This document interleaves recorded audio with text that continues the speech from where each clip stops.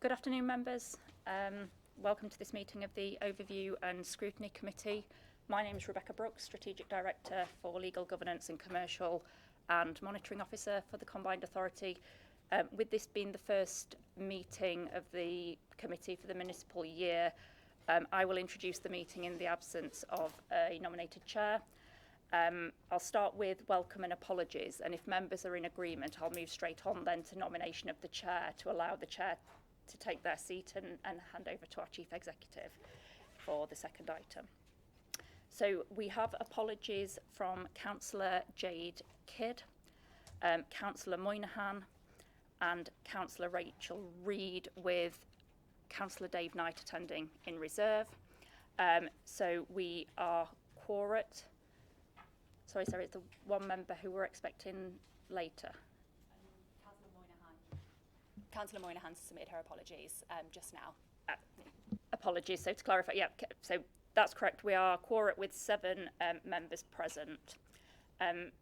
So I'll move on to item 3, which is nomination of the chair and vice chair.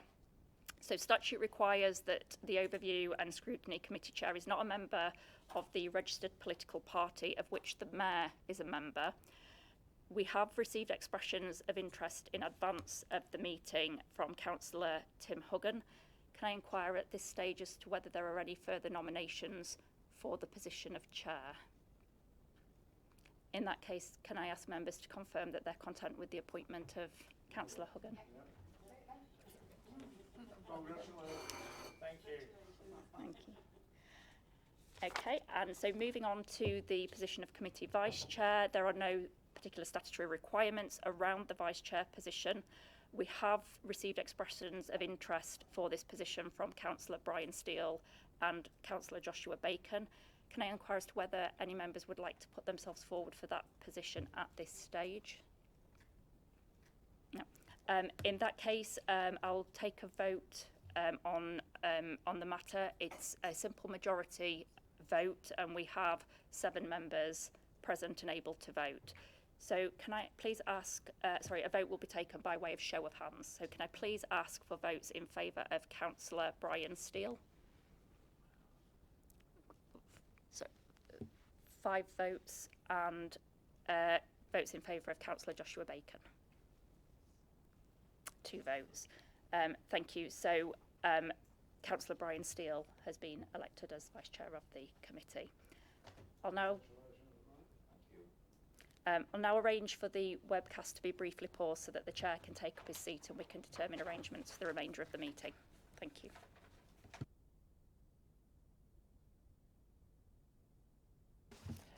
Good afternoon, everybody. Anybody who's online, welcome. We're going to now take agenda item 2, which is an introduction from Catherine Hammond, who's our new Chief Executive at SYMCA here, and I'll hand over to you.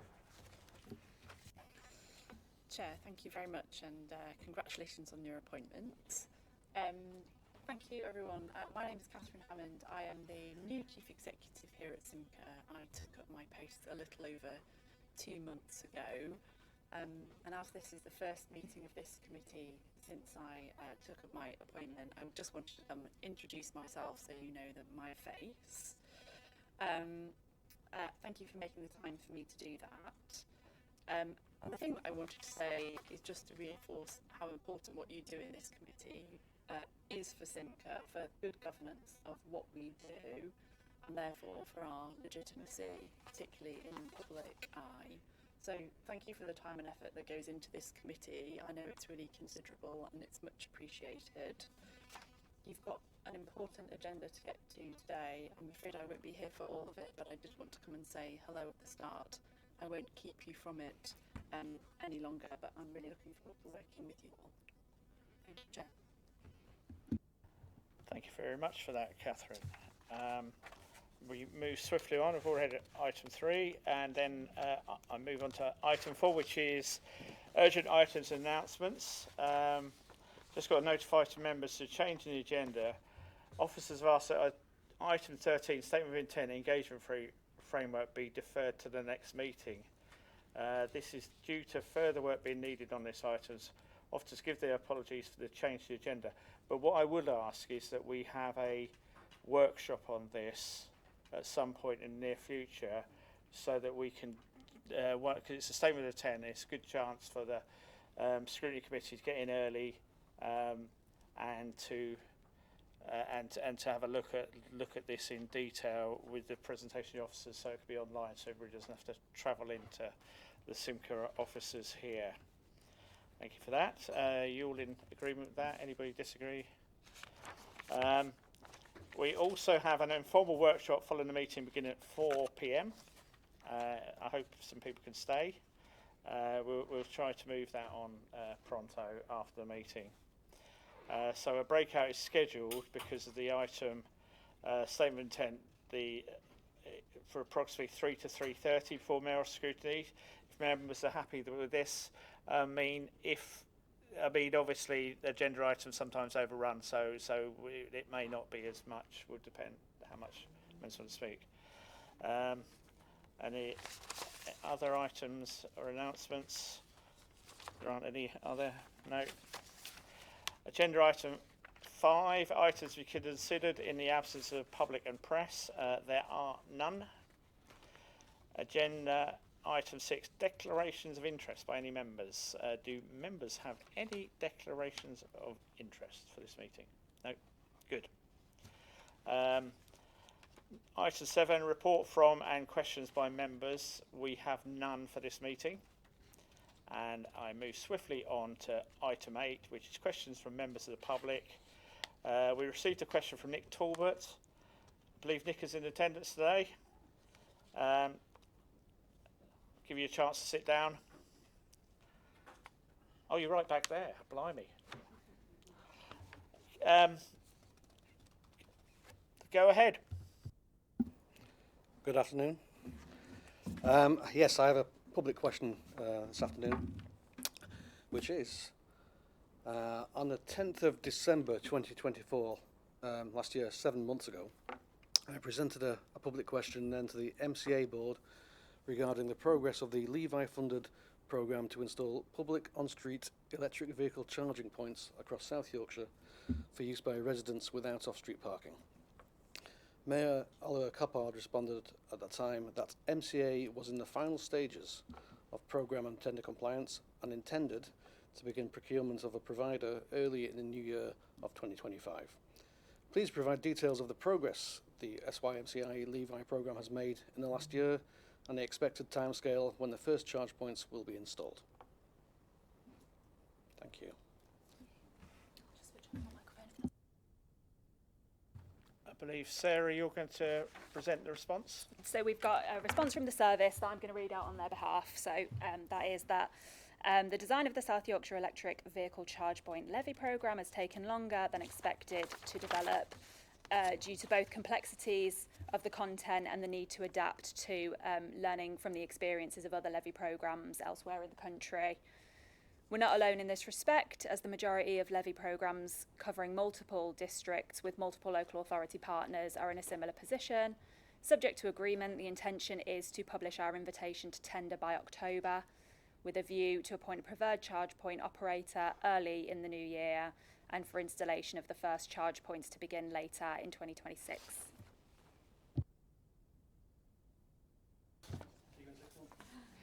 Thank you for that.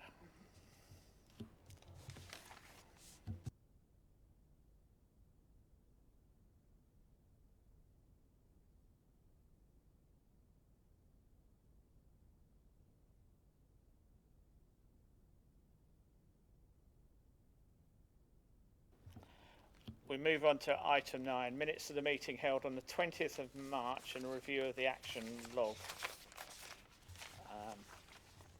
Which I believe is on page 5 of your agenda. And so on the question of the minutes, where are we? Turn that over for me. Are members content that the minutes are an accurate record of the previous meeting? It seems a long time ago. Any typos, anything like that? No? Okay.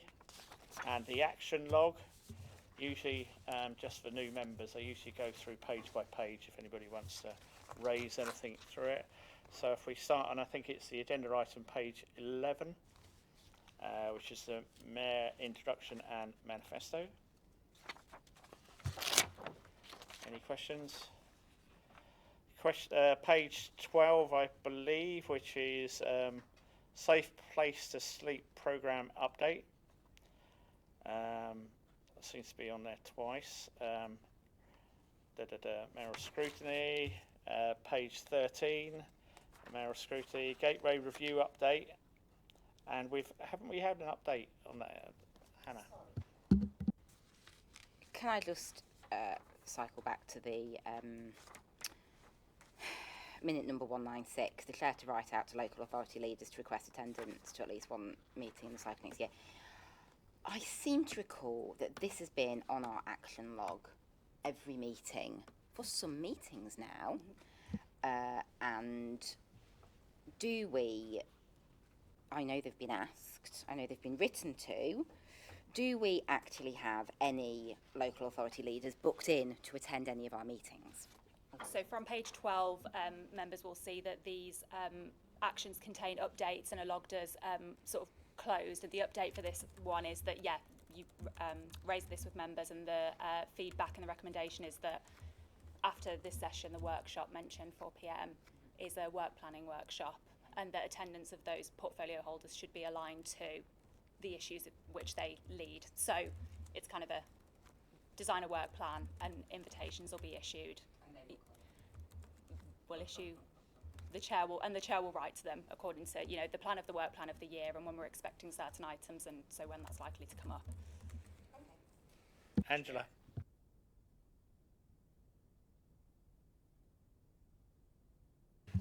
So just to clarify, are we saying we're going to invite the cabinet members stroke the committee chairs on relevant points on the agenda to come to the meeting? Okay. Sorry, I just didn't understand what leaders meant in So that that's context. local authority leaders, members of the MCA board have each have portfolios of work that they lead strategically, and so there was a request from the committee that they come to Overview and Scrutiny Committee to speak about that work, and in relation to this action, it's confirmation that those invitations will be issued based on the work plan that's agreed by the committee for the year, so inviting them as relevant to their area when those topics arise on agendas. Okay, sorry. So we mean from each of the 4 authorities? Yeah, so relevant to whatever we're discussing? Yes, thank you. Sorry, that was my question. Yeah, they each have an individual portfolio, and basically it's seeing how informed they are of their portfolio, that they're spending a lot of time with SYMCA rather than their relevant authorities. Is the idea. So that's what we're looking at, and so that they would get a bit of there'd be an opportunity for a bit of a question and answer session for them to give a little bit of a presentation what they've been up to, that sort of thing. But we'll flesh that out in the work programme that's coming up.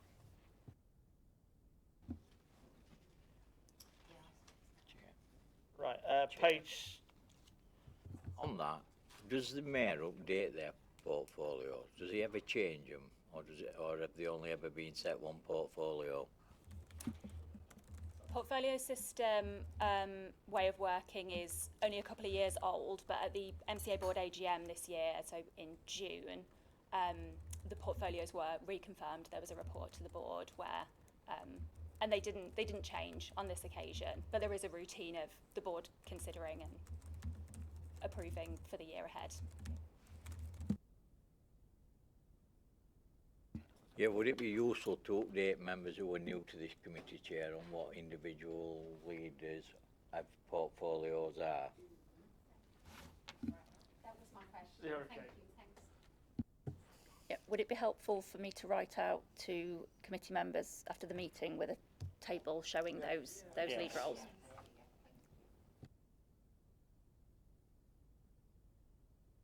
Move on to page 13, which we're on.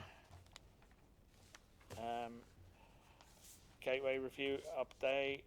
Did we had an update about that? Did we? We had an update by email about that from some questions were asked.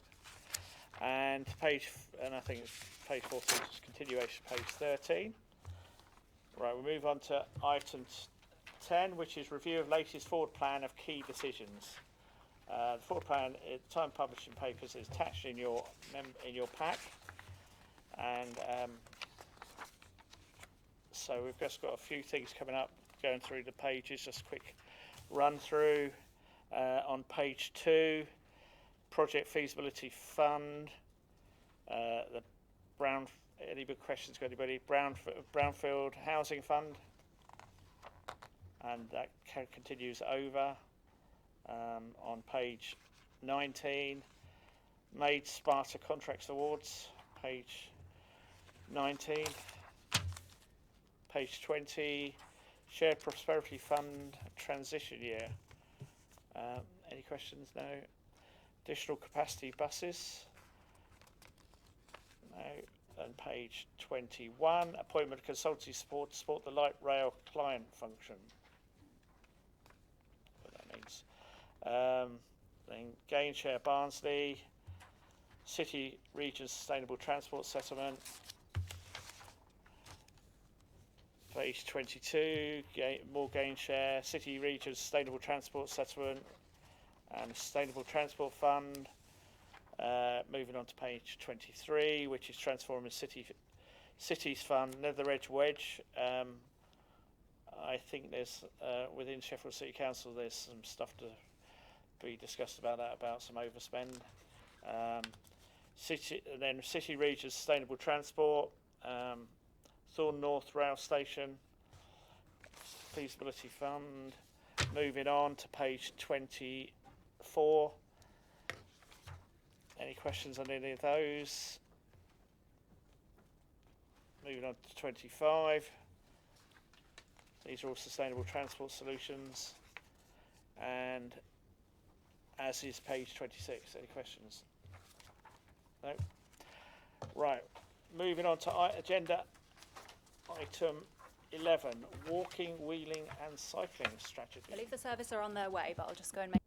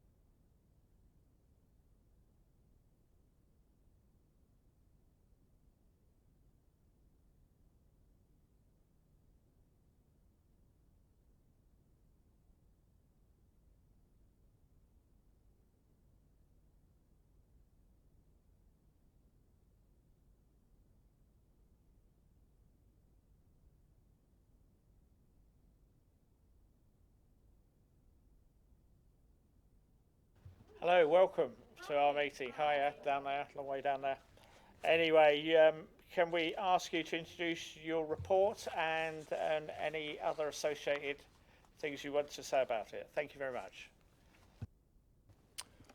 Hi everyone, thanks for having us here. My name's Ed Clancy, I'm the Active Travel Commissioner, and I believe the purpose of today is to talk you through our incoming strategy on walking, wheeling and cycling.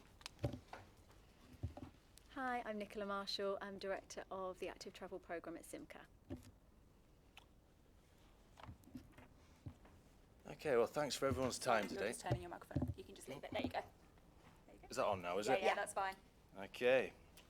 So, the agenda today is there's a few things we can go about.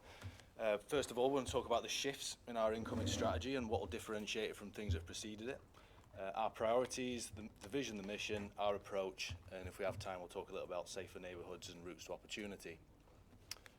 So, I mean, just to set the scene, I've been here nearly 3 years now as Active Travel Commissioner, and I'm very much of the opinion that we needed something real, relevant, meaningful to us here in South Yorkshire, not just a copy and paste of what exists elsewhere in London or Manchester. So we've set about to work. I've tried hard to listen to the tens of thousands of people that I've met across this year of active travel. I know there's a lot of new members listening in the room today, but I've tried hard to sort of co-design and co-create this with as many people as physically possible. And yeah, again, just to set the scene, you all know that we give away 10% of our healthy life expectancy to other regions. There's 300,000 households that don't have access to a car in South Yorkshire. And there's a 20-year life expectancy gap between our wealthiest and our poorest postcodes across our region. And I like to think that we can play a small part in that with walking, wheeling and cycling. So in terms of the shifts and you know, what we're trying to be different with, we want a bigger focus on walking and wheeling. Now, I'm a big cycling fan, but I am aware that there's certain barriers between cycling. You know, it's not as easy as the magic pill that's available to everyone in terms of putting one foot in front of the other. Professor Chris Whitty stood up on the 1st of July at the Active Travel England conference and backed that sentiment. We want to have clear links with public transport. You know, if we're talking about inclusive growth, walking, particularly to bus, makes a lot of sense. We're proposing this twin track approach, so we're not just talking about routes to opportunities. We've had a behavioural scientist called Pete Dyson come in. He was a lead behavioural scientist from the DFT. There's this understanding and belief that people's journey begins at the front door in the neighbourhood. So we're proposing this twin track approach with neighbourhoods and routes to opportunity. We'll talk a little bit more about our strategic objectives around growth, health and better place. But we have set up a design review panel recently because we want to make sure that everything we build is safe, accessible and usable to all ages, all abilities. We want to focus on disadvantaged areas. Now, it's probably worth just considering that one for a little bit. So in terms of a strategic approach, focusing on disadvantaged areas makes a lot of sense. If you look at a dose-benefit curve and you consider the fact that the most inactive people are in the most disadvantaged areas, we can get a lot of bang for buck. We can create the largest amount of change with a finite amount of time, energy and resource if we go after disadvantaged areas. Now the caveat with that is those people will probably need a little bit of support. They'll have to be incentivised properly, they'll have to be motivated, which is why we're very, very big on co-creating, co-designing things with communities, listening to peoples, working closely with the local authorities, and this new integrated approach. So we don't want to start digging things, we don't want to start hardware projects without harvesting an environment with software projects to precede the building. I hope that all makes sense. Is there any thoughts, comments or questions so far?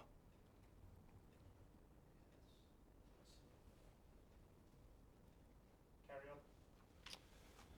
on. Okay, so in terms of our 3 strategic priorities, number 1 is growth, inclusive growth.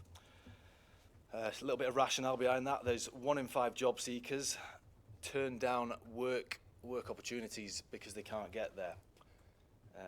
In terms of better place, so this is our 2nd strategic priority. I've been born here in Barnsley 40 years ago now, and I'm very much of the opinion that people from South Yorkshire are hard, resilient, and they want to work hard as well, and they also want to have pride in where they live and where they come from. You know, people here worked hard to build this nation's wealth, and when you speak to people, people want to see investment, and of course people want to hand in how that investment's made as well. Health, so on the far right hand side here, helping our residents be healthier. Again, I'm very much of the opinion that we can start to lose a locker room if we have a narrative solely about healthy life expectancy and things like that.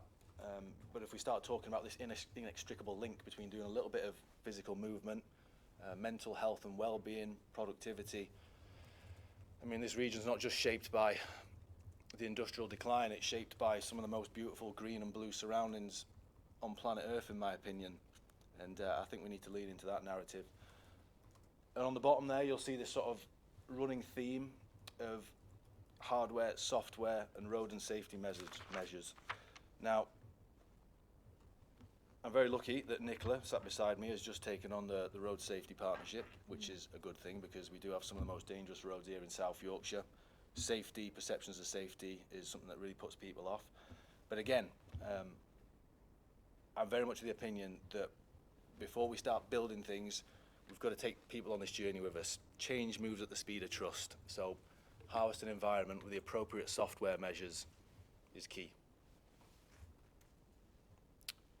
So in terms of vision and mission, we tie into the wider SYMCA vision statement of a wealthier, healthier, happier, safer South Yorkshire. The mission statement, I'll read it out. It's working with South Yorkshire's strong communities, building safer neighbourhoods that people feel proud to call home. We'll make it easier to get to work and learning opportunities, especially by walking to bus, tram and train.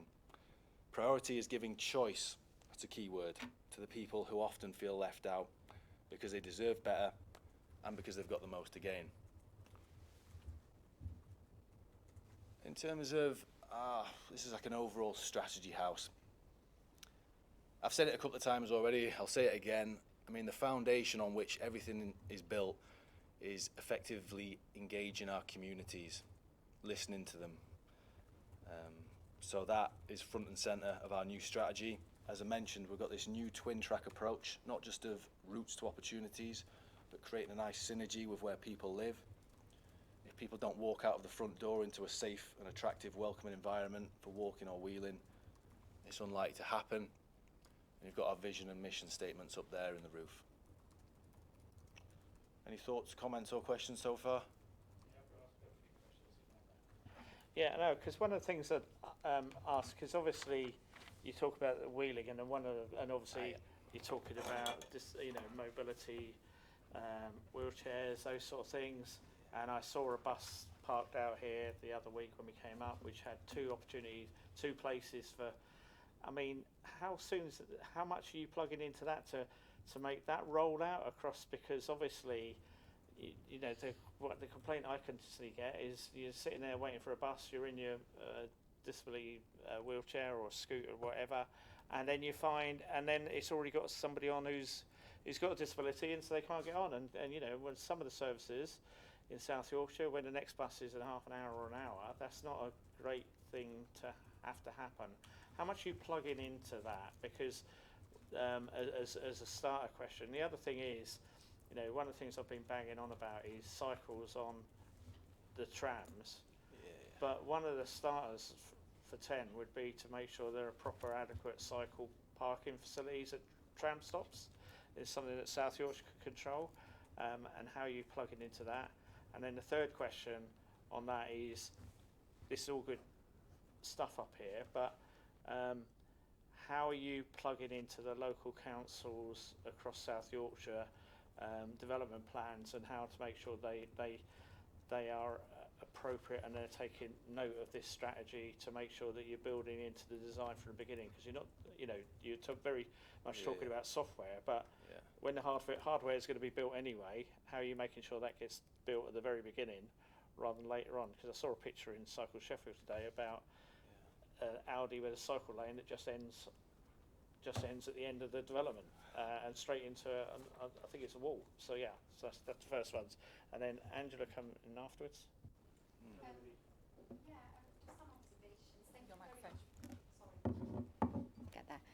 Thank you very much for the report. It's really good to see the strategy. And with it being a strategy, obviously, it doesn't go into the detail of how it's going to do. So one of my questions was about how it taps into what already is happening. So, for example, in Sheffield, in November 2024, we approved a motion at council about making Sheffield a pedestrian-friendly city. That is because our pavements are not safe because of lots of different reasons. So that this taps really well into making our roads safer for pedestrians, because we are all pedestrians at some point.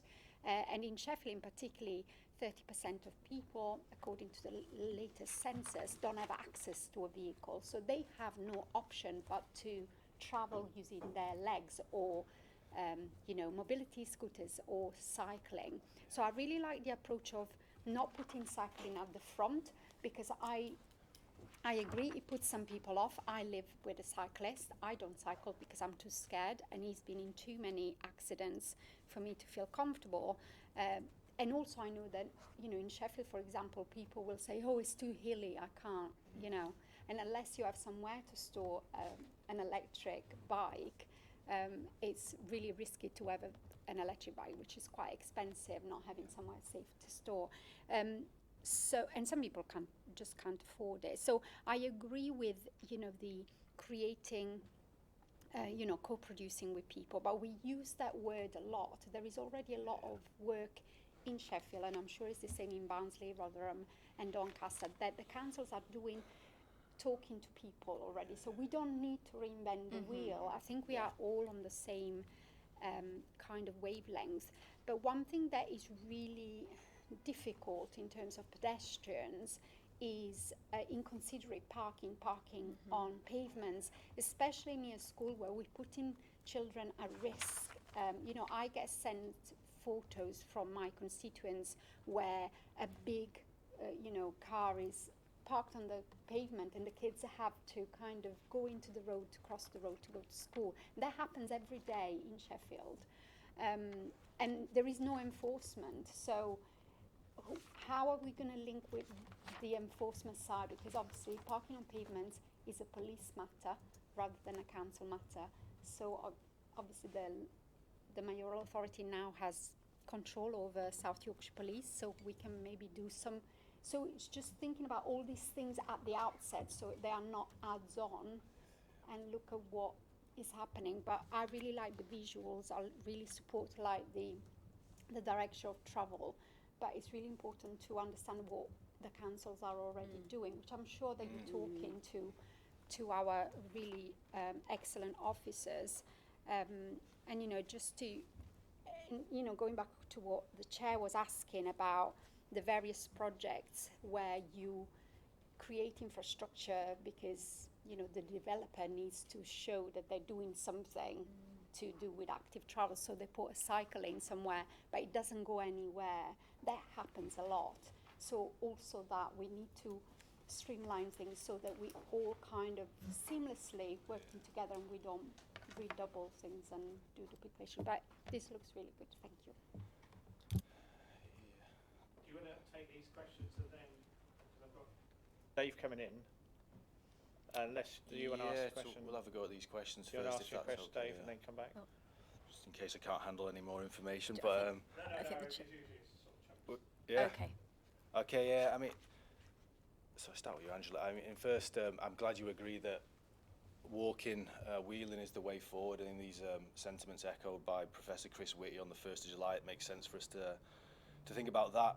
I mean, hey, I'm the Active Travel Commissioner. Obviously, from my point of view, it'd be great to. Pavement parking's an interesting one. It's can be politically divisive, and it's kind of back to that point of trust.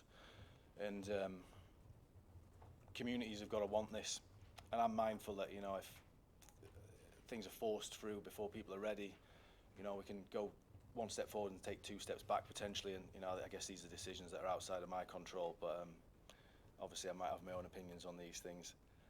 Now, there's a point about integration as well in terms of the software projects, and I mean, I believe we're the only combined authority that's tried to build a strategy.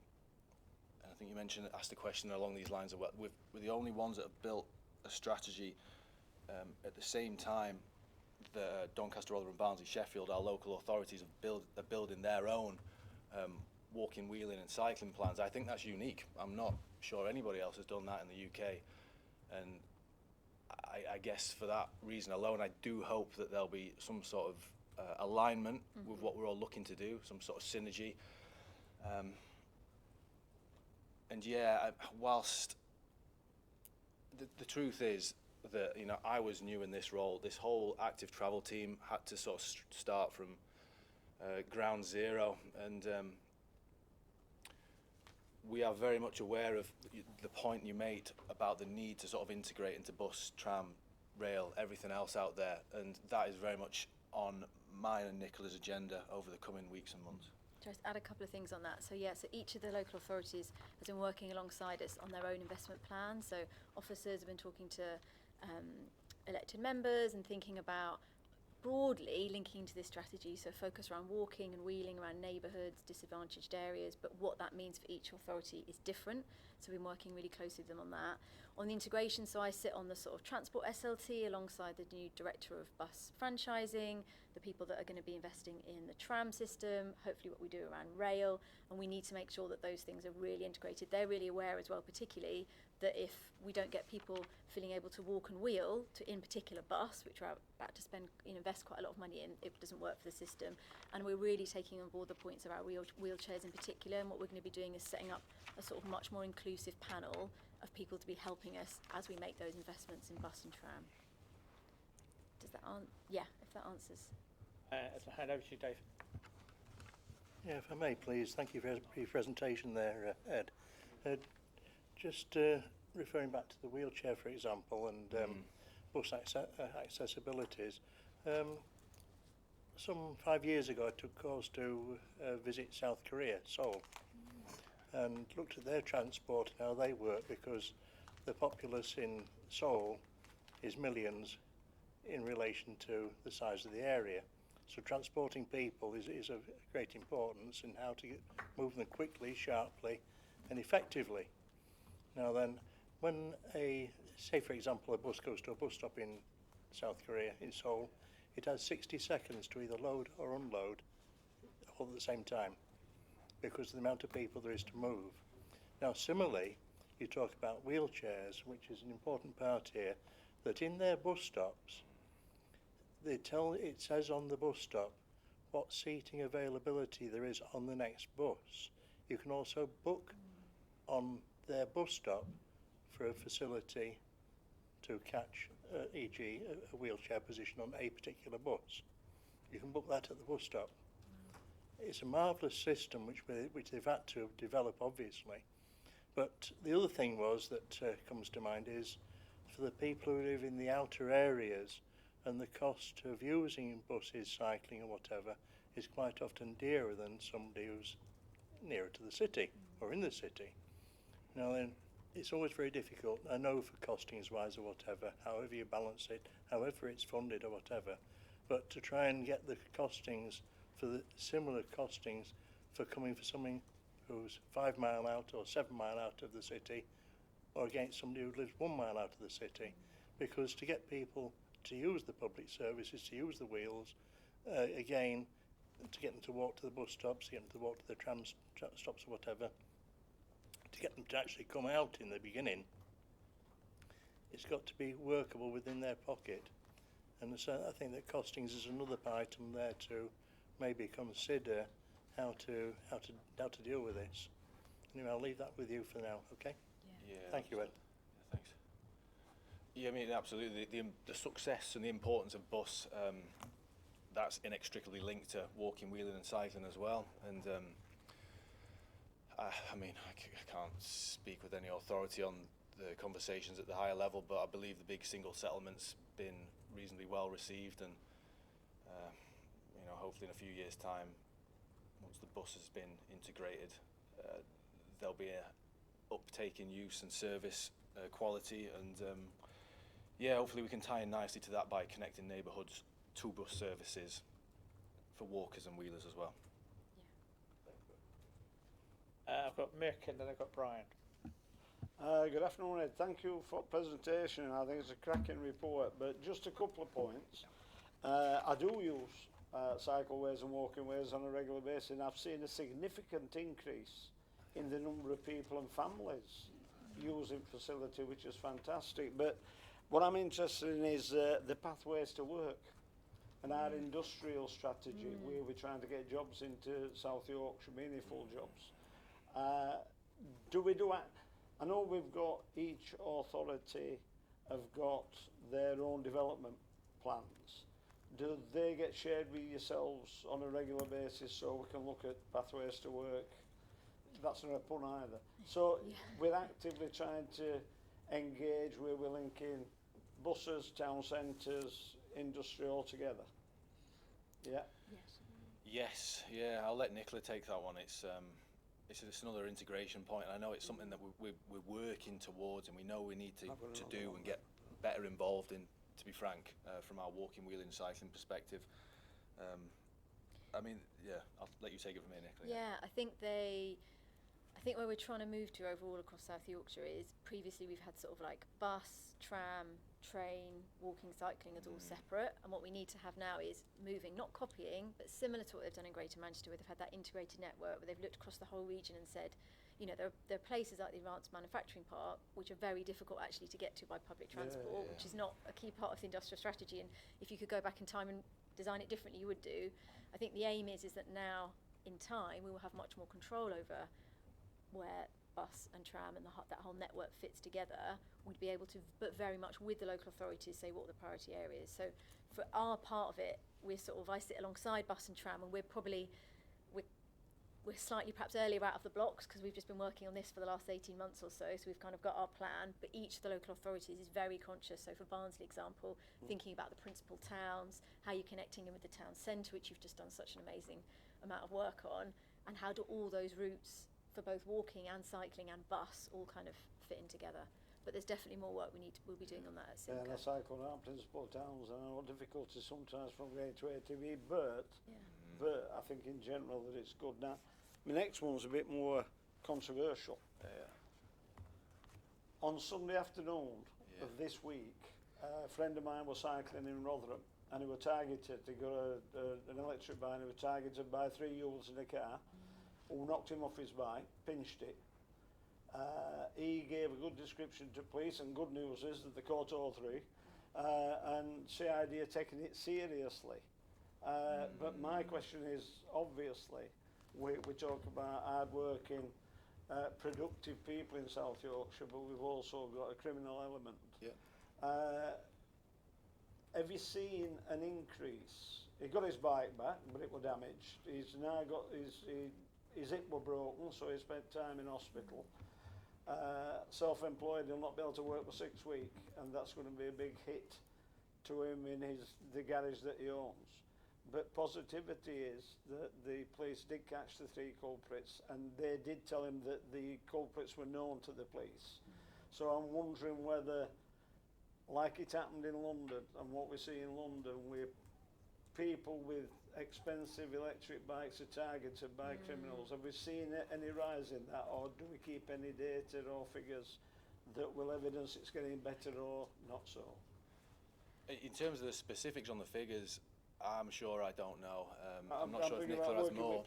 I'm not. I don't want you. I don't expect you to. But do they make you aware of any? So we've got a really good relationship with South Yorkshire Police, and actually I've just taken on the sort of Safer Roads partnership and strategy, so we're doing a lot of work with them at the moment. So that's actually a really interesting one, and I'll follow that up with them specifically, and perhaps we can come back with a response on that. Well, that's something we definitely, because one of the things we want to do is really promote e-bikes and we particularly want to get them to people that might not be able to afford them otherwise.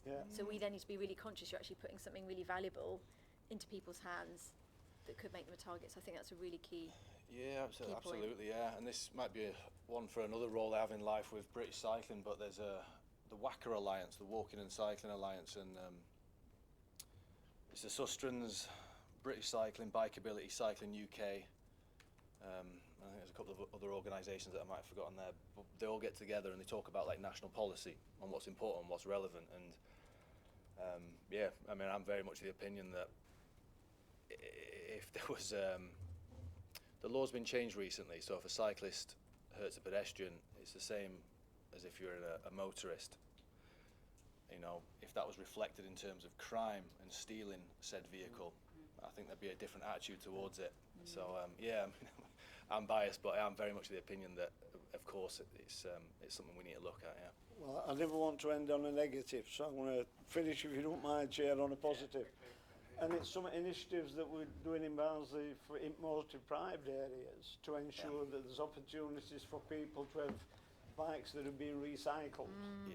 And I think promoting that, what we're doing across South Yorkshire, would be a strong message. And about the issue of parking and other things, I think we need an education programme. I live outside a school, and my drive gets blocked on a regular basis, and it's like being a police officer. But the point's got to be, I think, one way to deal with that is education, but the other one is promoting people to recycle the bikes and not just leave them out for somebody to come and take away and scrap. And some initiatives. I'd like to see all initiatives in South Yorkshire being promoted, what we can do to encourage, especially areas of deprivation, where we can get it, and I just think it's fantastic. But there's also a skill element, because the young people then can be trained by the people who are doing the recycling to mend their own bikes, and again it's upskilling our younger people, and I think that would be a good initiative. You've found a friend in here. I mean, two things there. I am the biggest fan of e-bikes. They're amazing. They can take people across big distances for commuting. They're way more accessible to people that don't consider themselves cyclists. But if they're going to get nicked, it's a problem. I get that. And there's a bicycle recycling hub in Barnsley that I've visited that does amazing work, and like, having spoke to a few young lads there in particular, their lives through work, getting out of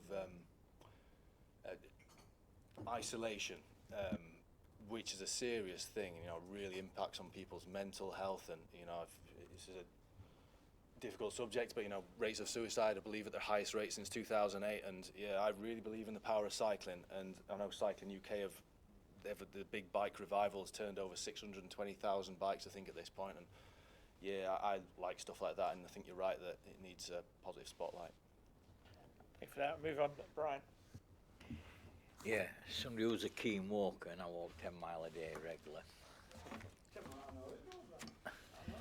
And I walk a lot, and I walk on footpaths, just not tarmac footpaths, but I walk on proper footpaths across fields. And I think that's what councils need to improve, make sure there's more accessible around them. And I know, because I used to live in Barnsley, and I know Barnsley Council did a lot of work around some of these footpaths, especially around places like Lancet Red, so people could get round with wheelchairs and that. And it's not just about getting people out to work, it's about getting people into the community and enjoying the countryside, and there needs to be more spent on that.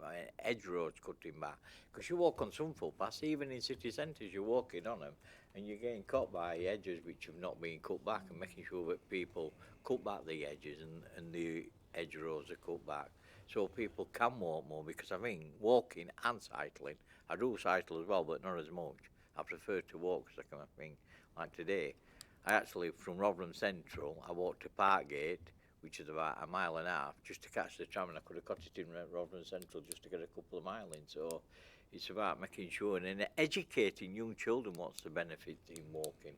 But a lot of problems is it's the parents who's dropping them off outside school, because they've got to get to work, and that's a lot of the major problems with it. Yeah, again, we have an incoming schools project. We can speak about this, and yeah, a big part of that is going to be around school streets, and I'm not sure if you're familiar with the initiative. There's you get some volunteers to make a safe, child-friendly area, traffic-free outside of school, and you know, just embedding some basic habits early in life. I mean, I've spoke to a few sort of behavioural scientists now and psychologists, and you know, there's so much evidence to suggest that, you know, if you can get hold of children in their formative years, you know, that's where their values, their interests, their belief, even the moral compass is created, you know, in those early years in life. And same applies if they're doing a little bit of cycling, a little bit of walking. You know, I believe that's potentially how we're going to change South Yorkshire. It won't be a quick fix, but it'll. What I'm saying is, we haven't really gotten to the focus of our strategy, but young people and children is definitely on the agenda. And just to add, I think that's a really key point about footpaths. And I know that all the local authorities, funding has just been so stretched over the previous years in terms of being able to do the maintenance. What I think we're hoping to be able to move going forward is to have a little bit more flexibility between the sort of capital spend of building new things and the maintenance on maintaining things like footpaths. And that's one of the reasons we've got a focus here around neighbourhoods. So it's the routes to opportunity and work are really important, but also being able to walk exactly as you say around your neighbourhood to green and blue space is key as well. So I know that each authority is thinking about that. I've got one more question from Zahira. Did you want a question? I've got a couple, but I'm happy to go on a little bit. Sorry. I'll try to be quick. Hi, it was great to have you guys in Tinsley. It seemed like a long time ago now. It was part of the consultation for this. It's good to see a lot of that feedback in the strategy now, and a lot what people are saying today around the table, the concerns. That's what we had a really good discussion talking with local people in our community about. So it was a really good discussion we had locally. There are still some concerns about safety, but I'm glad that you guys have picked that up and you understand. I was quite surprised to see how people were really keen on getting involved, but there's quite a few barriers to remove before we get to that stage, and I'm glad that you've taken all that on board. My question is, there is some cycle lanes around Rotherham. I'm thinking about Sheffield Road. I don't seem to see a lot of people using them. Do we keep some kind of counter, to see whether it's increased in terms of people using cycles more now in areas where we have put infrastructure down? It'd be just interested to know that, and especially when we're connecting Sheffield to Rotherham, there's quite a lot now cycle routes. I'm just wondering if it's used often. First of all, great to see you again, and I'm glad our session was well received, and I'm glad the sort of narrative and the incoming strategy is well received too. So I haven't forgot the visit, and it'll be great to see you again. On that second point, I don't know the specifics of said bike lane in Rotherham. I think there's only the A61 between Rotherham and Sheffield potentially, but I think is often the case. It takes time, and it takes time for people to sort of change and build habits. And from all the sort of evidence I've seen, some other cycle counters across the region, it does take 2 or 3 years for them to sort of reach their full potential. We have got projects planned around e-bikes to hopefully sort of stimulate that a little bit. I know there's some great works in cycle hubs happening over this side in Sheffield. I know Rotherham have got their mobile cycle hub. So hopefully once we can get out there, communicate this new strategy, put some of the software projects in place around the bike lane and bike lanes specifically, we can make some progress. Yeah, and we can definitely get you the stats on that particular one. So for all of the projects like that, we do a baseline count at the beginning, and then after 6 months or 12 months, we'll go back and count again. So we know some of the schemes, for example, in Doncaster, we've seen a 150 to 200% increase, in particular places. So we can definitely get those numbers for you. And I think one of the things we really want to do is do that work. So, for example, Doncaster, one of the schemes goes past the Royal Infirmary, and what we've done, or Doncaster Council have done, is to work really hard with the employees and the people at the hospital to make sure they've got bikes and bike recycling and loans, and then that makes sure that that's really well used. So it's kind of how we integrate it together. Did you have a very quick question, Hannah, before we move on? I'm interested to know how you're defining people most in need, because I understand your comments at the start around kind of like economic need and wealth gaps and deprivation and so on, but often there's often a bit of a mismatch between people's sort of proximity to travel opportunities and desire to engage with those. So certainly in Barnsley, the communities sort of surrounding the town centre So within walking distance really from the interchange, which is of course only buses and trains, there's no trams at all in Barnsley, and within access of those sort of town centre routes, you know, some of those more deprived communities that you might be defining as in need, whereas your more sort of far-flung rural communities, so I represent Penston West, which is the furthest west part of South Yorkshire really, you've got people who, you know, are more affluent. Money isn't necessarily the barrier, though in some cases it is. There's a lot of rural deprivation. They're willing, but when you're looking at a 3-mile walk when there's literally not even a footpath to get to a bus that turns up once every 3 hours and not on Sundays, and then takes an hour to get into Barnsley town centre, you know, it's a different type of need. So, you know, so it's not that poverty deprivation type need necessarily, but the travel opportunities simply aren't there. And that's where that overwhelming car dependency is. And, you know, obviously I supported Barnsley Council's initiative on the free buses for under 18s. But, you know, Mick knows I made the point, that's fine if there are buses. You know, for a lot of kids in my community, the barrier to use the bus isn't the fare, it's that there isn't a bus. And even if there is a bus, it doesn't necessarily turn up when you need it to, and they don't necessarily have a walking route from their home to a bus stop. So so that's a bit of a tension for me around need. And I, you know, I'm not trying to play communities off against each other, just sort of widening that definition, I suppose. And then I'm also interested in to what extent you are managing to get that engagement with local authorities. You know, Nicola was sort of quite positive. Ed made a comment about hoping they would align. They're not going to align through, you know, through hope. And when I look through this, which I think is brilliant, there's things that I see in here around improved lighting for, you know, for walking routes, around 20-mile-an-hour limits, school zones, investing in those public rights of way that are things that, you know, I've put forwards to our local authority as an opposition member, and not been able to get traction with, and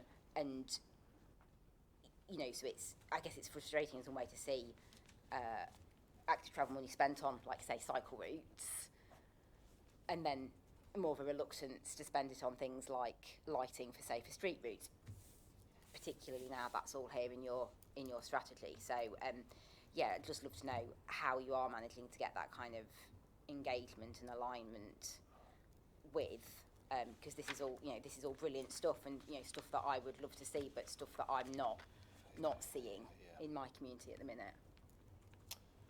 Yeah, thanks, Anna. From my point of view, you know, I'd love to be in a position where there's enough money for the project to do everything well everywhere. But there isn't. Yeah, I mean, I suppose, what is a strategy? And I suppose it's an integrated set of decisions which will best lead you towards your strategic objectives. And I guess from that point of view, we have to consider, like, how can we get the biggest bang for buck? How can we create the most amount of change with a finite amount of resource? And it's going to be finite no matter, you know, how well I do with the sort of conversation that I am having with the, you know, the upper echelons. And I guess unfortunately that means, I mean, the word focus is interesting as well. And to me, a focus doesn't mean, it's not about exclusivity. It's about where we intend to place a disproportionate amount of energy, time and resource. And ultimately, the decisions on individual routes, even cycle lanes, footpaths, will be down to local authorities, and we just set the overarching sort of strategic vision and direction. I think one quick thing to add on that is just really conscious about rural, is we're really trying to, so Active Travel England are doing a lot around how we work differently with rural areas, because that's probably been something that's been overlooked, so we're doing some work with them specifically on that, and then I think that will be really relevant for South Yorkshire in particular. I'd like to say thank you. We're running out of time now with this. We're going to have to move on. I'm asking that the Overview and Scrutiny Committee note the report before we move on to next. Sorry, I thought we were going to do questions as well toward the end. So I'm not sure if we finished the presentation, so I'm waiting until the questions. I think the presentation is. We were running horribly late. One more question, I'll take. Thank you. Yeah, I just wanted to just quickly ask, because on the plan here you have a vision to ensure pavements are clear, etc. I just want to ask specifically, how are you going to get local authorities to do that? How are you going to do that? The second thing is on devolution as well. So the government's devolution bill looks like it's set to give some devolved authorities powers to regulate e-scooters and stuff like that. Does the service have an opinion on e-scooters? And then in terms of safer roads, on Vision Zero, does the service have an opinion on different government specifications, for example, for things like speed cameras? So a lot of the time what you have to see first is a lot of accidents, and quite frankly you have to wait until there's a death for a speed camera on a road. So what's the service's opinion on that? I think Nicola's keen to answer the road safety one specifically. So I think on that first one, so we've just taken on basically developing an entirely new strategic action plan for Vision Zero across South Yorkshire, and what we do around safety cameras will be a really key part of that, but also at the moment very much it is you wait for a collision. There are other ways that you can do it. There's actually very clever technology out there now which tells you where there's braking events, where is speed not being adhered to, and it allows you to predict as opposed to just look backwards. So that's something we want to definitely think about. I think on pavements, you know, that is the number one reason. We actually did a survey in Rotherham recently, and the number one reason people don't walk and wheel more is because the pavements aren't clear. That is a real challenge. Now I live on a street which parts of it are too narrow to have cars not parked on pavements and allow emergency vehicles through. So what we want to do is think really carefully, very much with local authorities, this will sit with local authorities, about how we start to have a conversation across the region in particular places around how do you balance these competing interests. If you're in a wheelchair, often you're just not able you're not able to get past on a pavement, but we're going to have to think about it very, very carefully, and it will be up to local authorities how they sort of want to take it forward. And then on devolution on e-scooters, so yeah, that has just come out in terms of combined authorities being able to have more powers under the white paper around e-scooters and e-bikes, and we're just considering what the policy is on that. I think I think our view is they're an important part of the micro-mobility mix. They are right now not always being used in a helpful, considerate or lawful manner at all. I mean, they're not lawful at all in South Yorkshire on pavements in the way that they're being used right now, and they're not. So there's a lot we need to think about on that, but I think what we need to do is think about how they're an important part of the micro-mobility mix, but treated with caution. Thank you very much. Thank you very much for your time today, and we'll move on to the next item. Yeah. Thank you very much. Thanks, Thank everyone. you.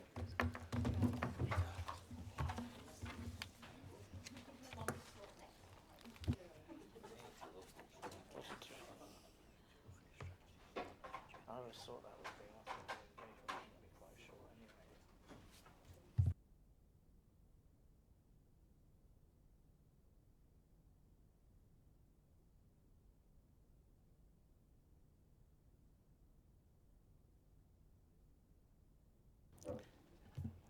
Welcome.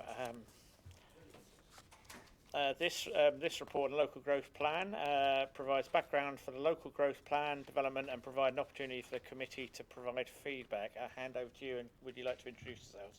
Thank you. Borough, Assistant Director for Growth Business and Skills Strategy at SYMCA. So I think I've got some slides which I'll just run through. Sarah, should I pop them up or? Were they in the pack? They should have been. Okay, just because the committee often asks. Well, it's up to the chair if we want to present. I can just talk to them if people have them in the pack. Great. Okay. So I'm just going to give an overview of what the local growth plan is, a bit of information about its current structure and emerging priority areas, talk a bit about engagement and launch as well, and then welcome comments and reflections from the group. So I'll just start with local growth plan kind of overview. So what local growth plans are, this is a new statutory commitment for all regions to develop growth plans. This is kind of in line with the government coming in last year and the national growth mission, and trying to create that clear link between regional growth and national growth, and with the integrated settlement coming into effect from the next financial year, the idea is that the growth plan will help kind of inform and support discussions on the prioritisation and how the integrated settlement is used. The growth plan, it should be a 10-year document, so it's a 10-year plan for how we kind of set out to grow South Yorkshire's economy. And I should just say that, for the benefit of the doubt, the growth plan will build on existing kind of economic strategies and plans that we've developed as a region. When we've kind of set out to start developing this local growth plan, it wasn't, okay, let's start at kind of square one. We've have previous documents such as the Strategic Economic Plan that was published a couple of years ago. We recognise that local authorities also hold their own growth plans and strategies. And so the idea that this local growth plan is it's an opportunity to kind of reset and redevelop what's the economic strategy for the region over the next 10 years, but build on what's come before and do not supersede kind of those growth plans and strategies held at the local authority level. So that's just a bit of context on where this growth plan has come from and how we're kind of approaching its development. So again, I'll then run through how we're approaching development of the local growth plan. So in terms of what do we mean by growth, I think we've been really clear in discussions with leaders in the MCA board that when we're thinking about developing a local growth plan, we're thinking about developing a better, not just a bigger economy. This is thinking about kind of developing an inclusive growth plan that thinks about growing South Yorkshire's wealth and prosperity, kind of in the context of tackling social inequalities and thinking about the need for kind of climate adaptation and future changes coming down the line in that space. So this isn't just a plan or a strategy necessarily focused on productivity growth, it's kind of a broader growth vision. And when we kind of set out to develop this plan, what we've done in terms of our method is to kind of go back to our evidence base on the kind of growth enablers and evidence we have on the structure, makeup, ways of working of South Yorkshire's economy, and try and really identify where are the particular constraints or issues that is stopping South Yorkshire from being prosperous, from kind of being more equal, from making sure that its economy lasts not just next year, but kind of 10, 20, 30 years down the line. And what you'll see in your pack is that we put forward and are developing a bit of a framework for change. So I think it's slide 5 in your pack is our framework for change, which essentially is setting out the structure on which we're developing this plan. And as I say, this is kind of built on our assessment of the evidence base for South Yorkshire in kind of developing not just greater wealth, but greater prosperity in this region over the next decade.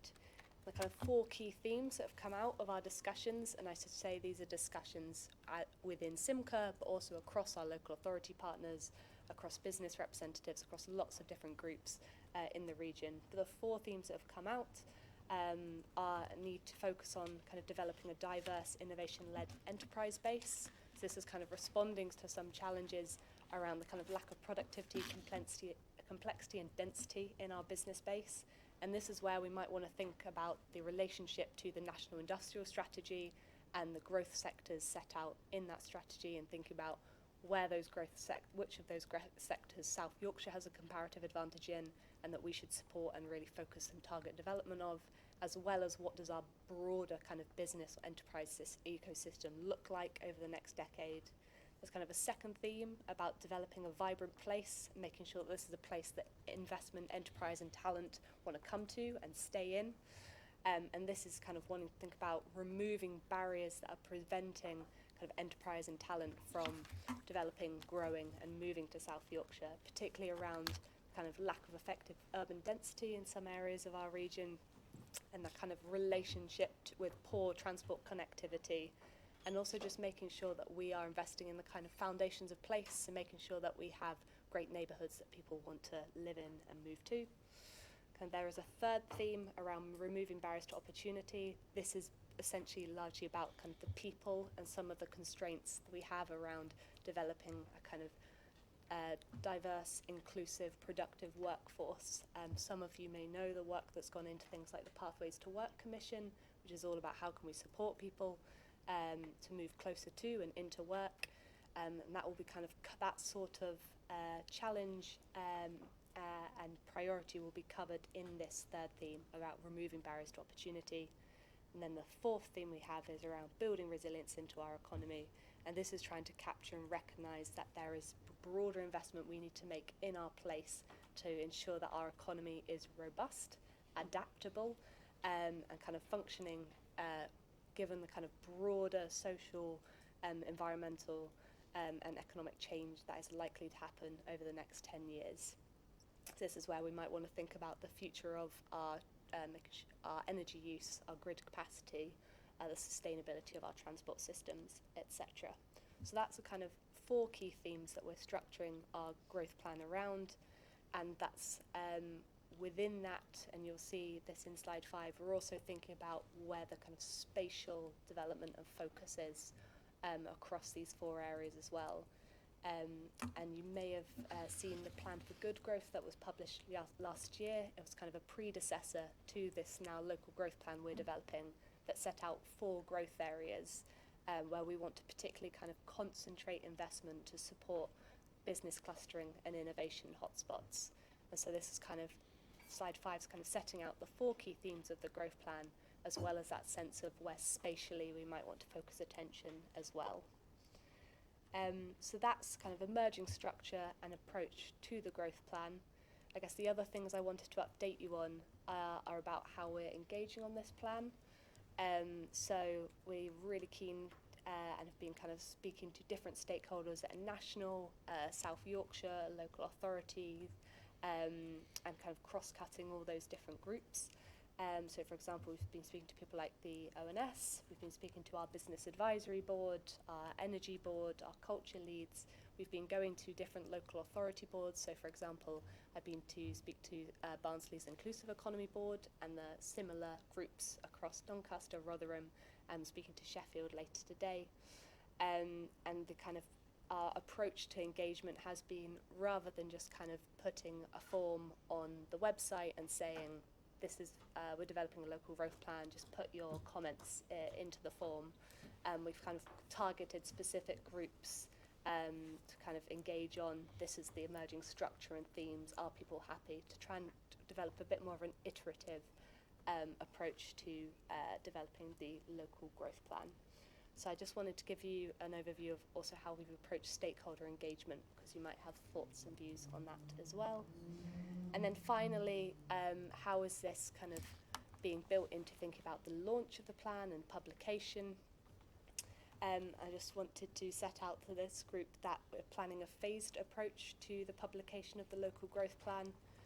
So we're hoping to publish an element of the plan at the end of September. This will mainly focus on the kind of vision for growth and mission areas, the kind of structure of which you've seen in this presentation, and then we'll have further opportunity over October and November to engage with stakeholders on the kind of specific actions that we might want to associate, or shorter term actions that we might want to kind of commit to as part of that plan, with the view that we'll then publish a full document with that further information later in the autumn, likely November, and that therefore in terms of a full growth plan, the MCA board might be asked to adopt that full growth plan at the board in November.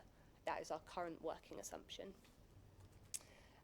So I think we just wanted to give you the opportunity today to provide any comments and reflections on our approach, scope, emerging structure of the local growth plan, and just to confirm that you are content with our suggestion of how we're kind of taking a phased approach to publication, and likely to publish a full growth plan kind of with actions later in November, but that we will also seek to publish something at the end of September more focused on vision and missions. I'll stop there. Thank you very much. I've got 3 questions. I've got Angela, I have a question, Hannah and Josh, please. Hi, thanks for the presentation and for the report. I just have a couple of comments or questions on the high impact sectors in South Yorkshire. First of all, in terms of clean energy, 2 points. One, sustainable aviation is an oxymoron There is no sustainable aviation as such, and there probably will never be. And it doesn't matter how much we kid ourselves, flying is not sustainable in terms of the environment. So we have to be honest about that. Second is, I wonder what the kind of, because obviously we're talking about nuclear and we're talking about small modular reactors, and what the kind of public engagement has been about that sector in the region, because I am 100% sure that if you put that out there, people in South Yorkshire probably don't want anything nuclear here. Also, in terms of number 3, the defence and security, I would like to understand what the ethics of having this kind of sector. I mean, we call it defence, but we know that parts of, Sheffield is fantastic for manufacturing, but we know that when you manufacture arms or parts of arms, they eventually get exported somewhere.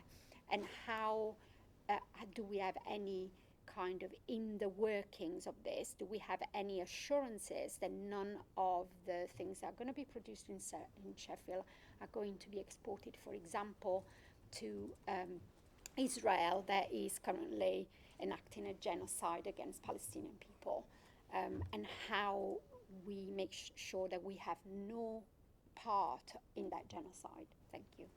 Shall I take the questions? First to Hannah. And Josh, because we've only got about 5 minutes for the mayor. Questions. Okay, thank you. So on our approach to sectors, I think we are wanting to make that clear link between the modern industrial strategy that was published a couple of weeks ago.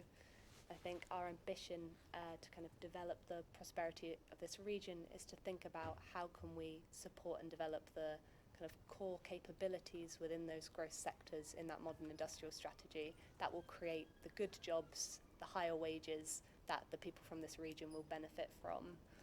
And so I think that we're thinking and looking across the clean energy sector, advanced manufacturing, life sciences, a lot of the capabilities, as you pointed out, that this region is really great at, kind of links to multiple different sectors.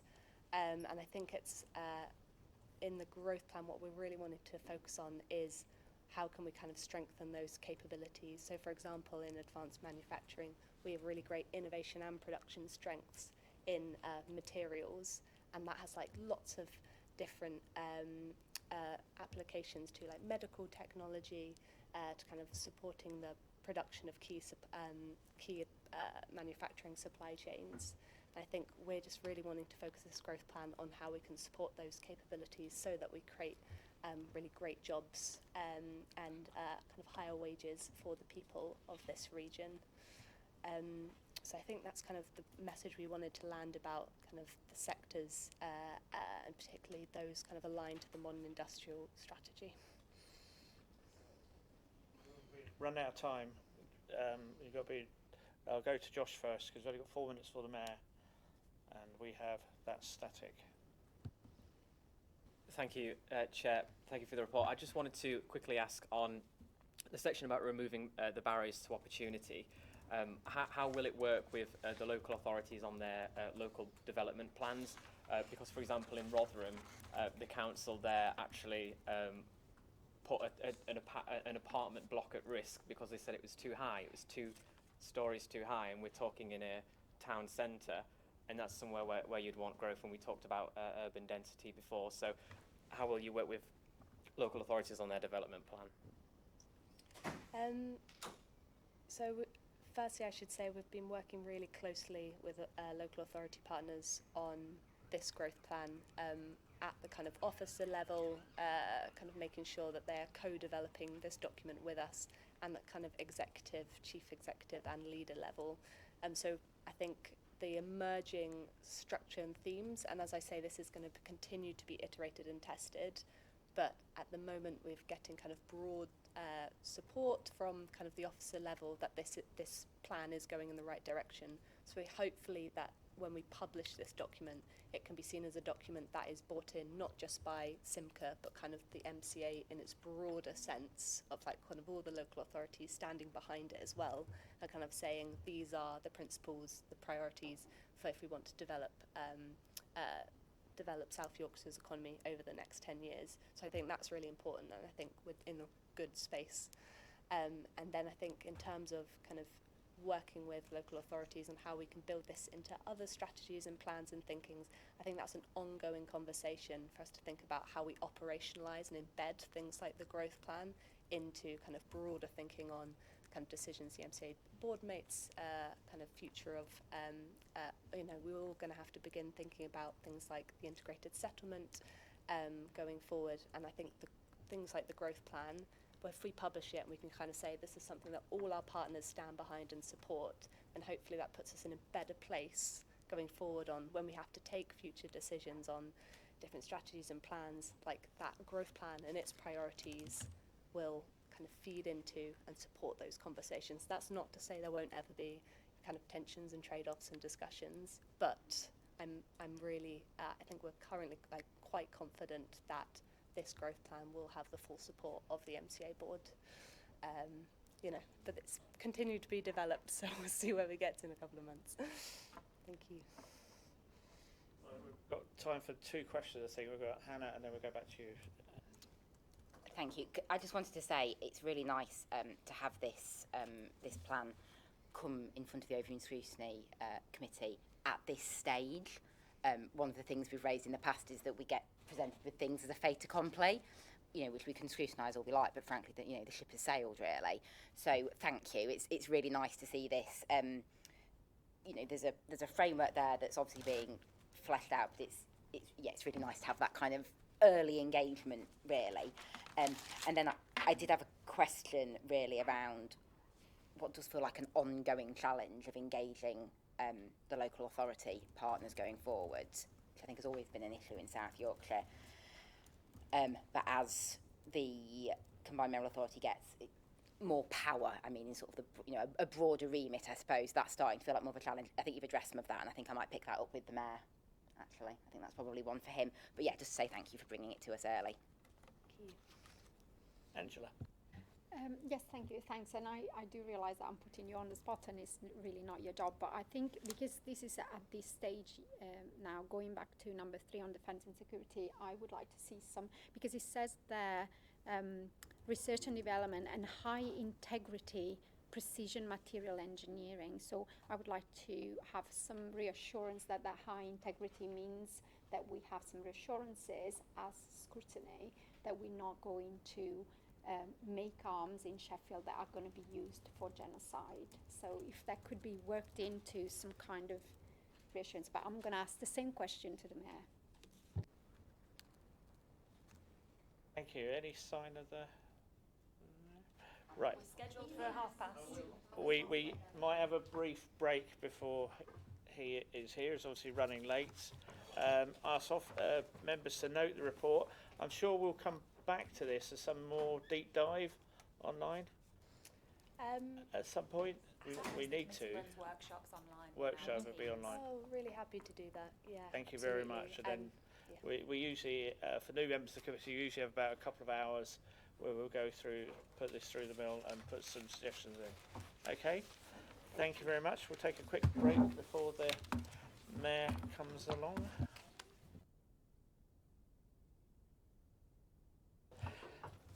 Welcome back, everybody, to the Scrutiny Committee of the Mayoralty, and welcome Oliver to this meeting, the first one of the municipal year.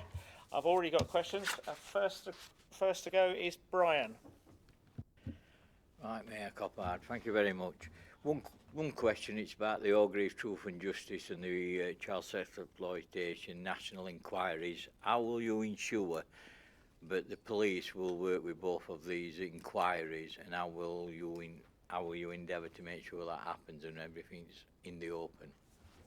So I'll just take them separately because I think they're clearly in very different places. So the public inquiry into the events of Orgreave in 1984 is something that I've been campaigning for since I became certainly mayor with responsibilities policing crime, but frankly have support that campaign for a while. I think they've done a brilliant job in kind of persevering. It's been 13 years since they set up that campaign, and they were told in 2016 by Amber Rudd that there wouldn't be an inquiry, and so they've kept on going, and pleased to see their success announced yesterday.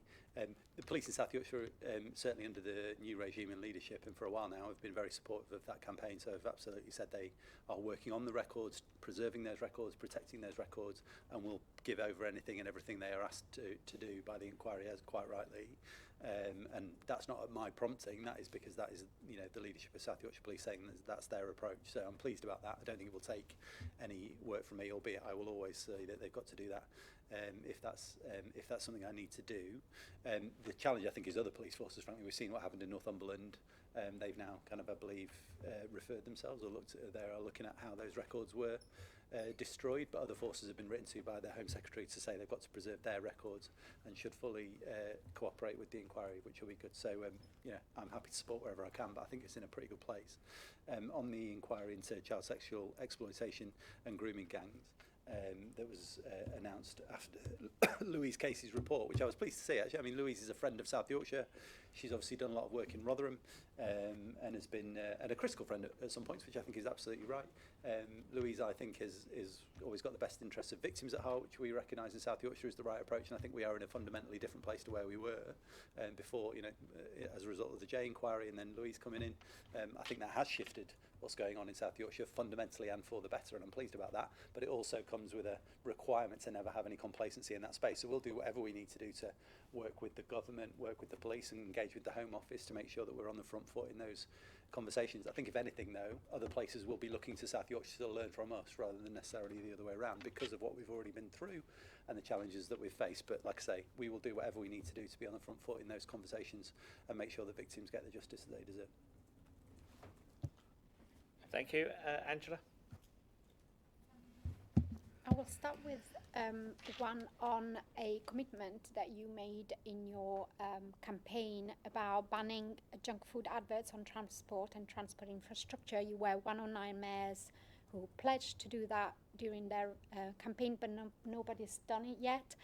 And I was wondering whether there are any plans in that respect, so that we could use South Yorkshire as a best example practice. And would you be prepared to include gambling, alcohol, including 0% alcohol to that ban? So I'll have to write to you with the exact details, because I'm afraid I don't know the exact details of in answer to the question. My understanding was we have moved on that. I've certainly seen papers which have been about a plan to get rid of junk food advertising, high salt, fat, sugar advertising on the tram network, certainly. So let me go back and just find out what's going on the broader network. Do you know more than? It's just they're still there on transport infrastructure, so all the bus stops. Yeah. And Sheffield has passed a policy on gambling, alcohol, in advertising. But obviously we can't do anything about those in Sheffield because they don't, they are not our pertinence. So I know that at the moment it's not possible to implement on the transport infrastructure because it depends from South Yorkshire. But the question goes further, including gambling, alcohol, and zero, because as you know, those have a fundamental impact on people's health, as well as junk food. So I was wondering whether you would be prepared to also push for those bans for those sector. I mean, I can include cars and flying if you want, but I'm not going to. So let me come back to you. I'll have to come back to you on the exact details of what's happened, because I thought we had been moving on that project. I'll have to get an exact update for you so I don't mislead anyone. On the kind of secondary point you make around kind of should we go further, it's something I'm going to have to look at. Actually, I'm not entirely convinced, particularly around zero alcohol drinks. I think for some people they are incredibly important, and I'm not entirely convinced about the medical evidence, so I kind of would have to look at that, but I'm prepared to look at it. There's nothing off the table in that conversation, and as you know, through the work that we're doing on the ICP, where I've just come from, we are determined to try and make South Yorkshire the healthiest region in the country. If there are ways to do that through stronger enforcement around advertising or anything else, then I'm more than happy to look at it. There are studies on zero alcohol adverts. It's about brand recognition. So because it's the same companies that sell the zero alcohol. You recognise the branding, therefore you're advertising for their brand. I mean, I'm sure there are studies, but there are studies into all sorts of things, and I think we always have to balance the risk with the reward, and I'm keen to look at it and take the best evidence and listen to experts, and that seems like a sensible approach.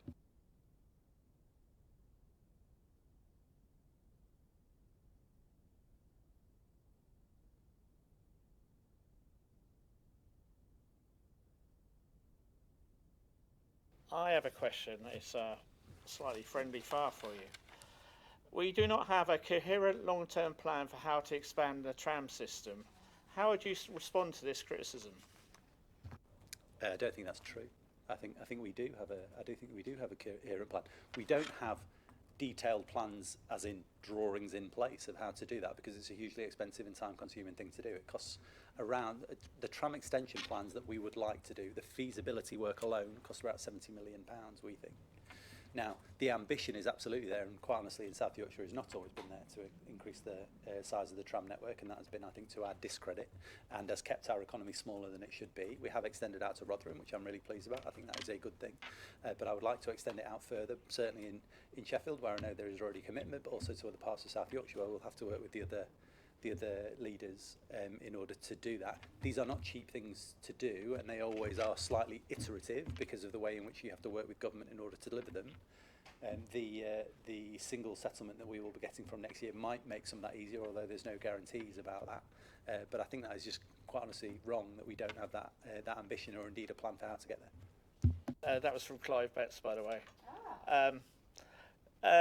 Hannah, your question.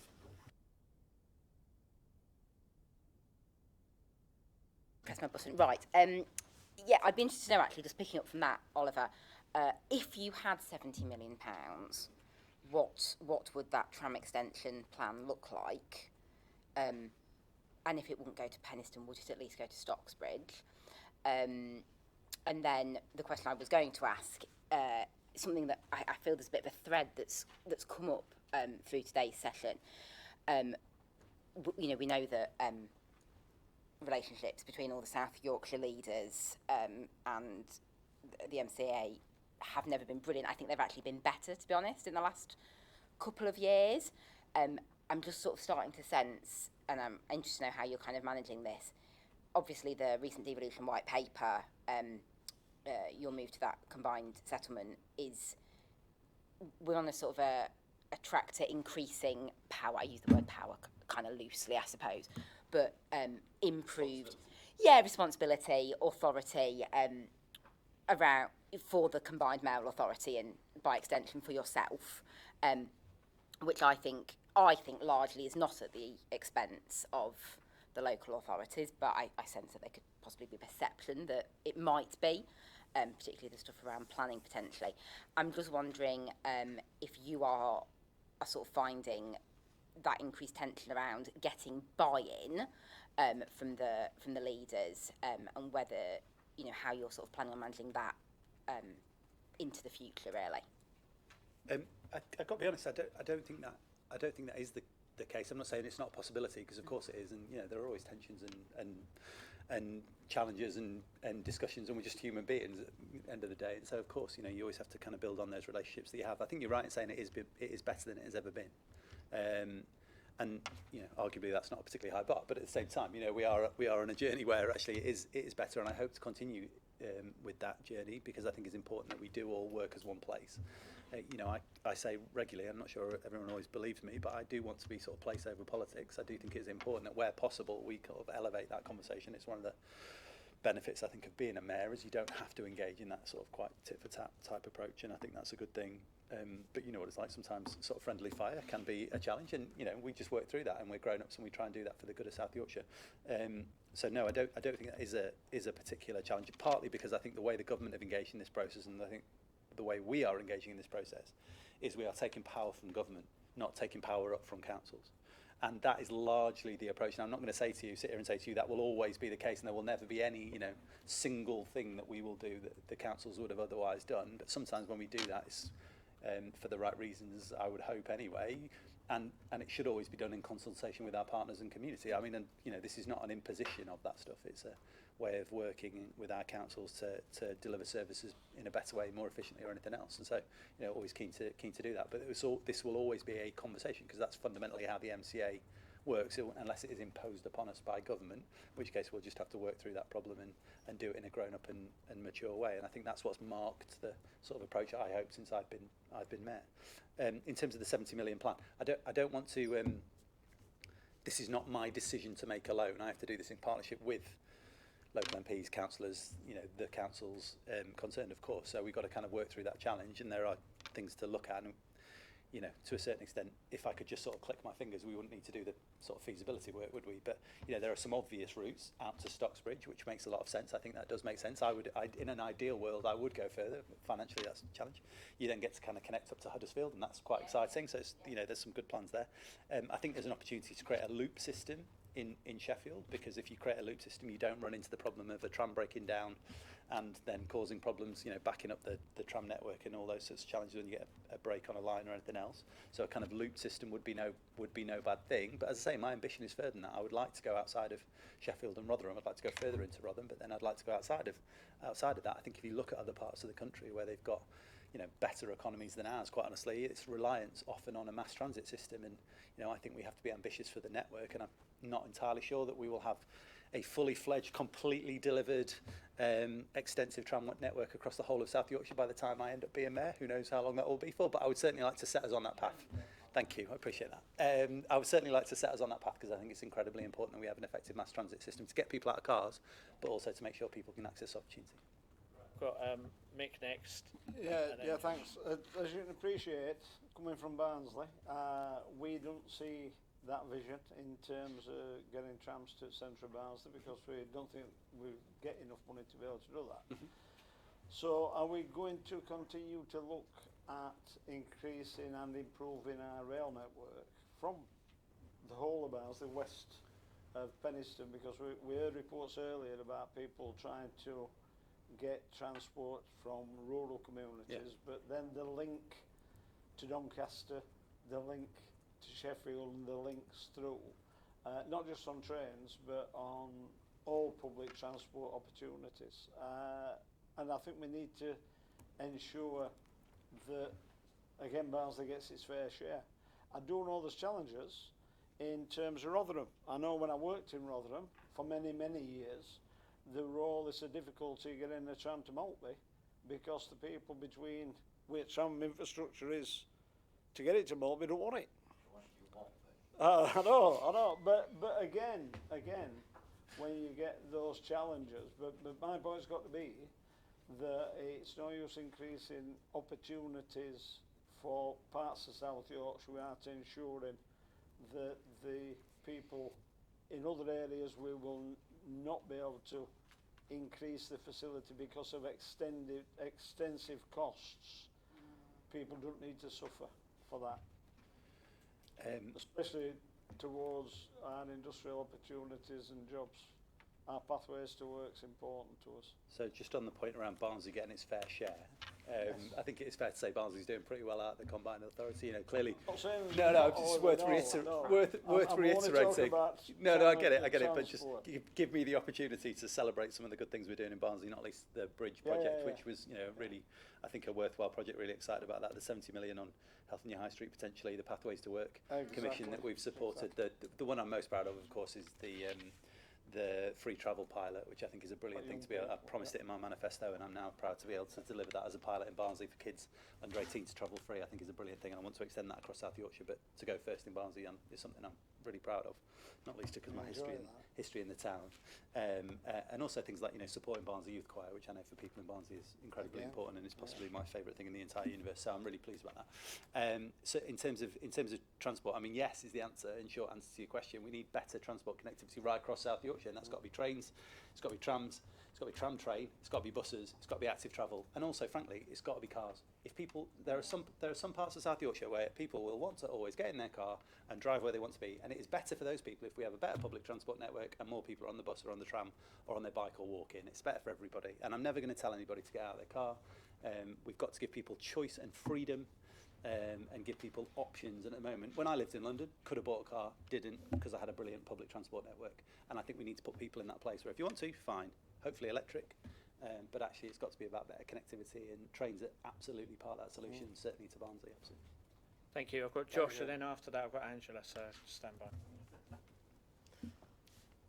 Is it frustrating then, Oliver, when the Chancellor announced transport monies? Is it frustrating that there's no new money in that announcement for South Yorkshire? No, because there was loads of new money. So we got £1.5 billion commitment to South Yorkshire's public transport network, which is an unheard of sum for South Yorkshire through the CRSTS or CCF money now. I think what you're probably referring to is the fact that the last government announced the money but hadn't said how they were going to actually fund that scheme. So it was all well and good saying, look, there's this money available, but we knew here in the Combined Authority, and the government knew because they told us that that money actually hadn't been allocated. So there was no money attached to the announcement. And what we have from this government now is an attachment of that money, an actual delivery of that money, because we've said where they're going to get it from, which means we can now plan for that money to be real and made real in communities like yours and mine. And so that's really exciting for me. And I'm really pleased, and I'm grateful to Rachel Reeves for doing that, because it was a really hard thing to do. I think most people thought she wouldn't be able to do that when she was left that challenge by the last government who made that commitment but hadn't said how it was going to be paid for. So no, I'm incredibly grateful to Rachel for doing that hard work and getting us that money, which is unprecedented in South Yorkshire. Angela.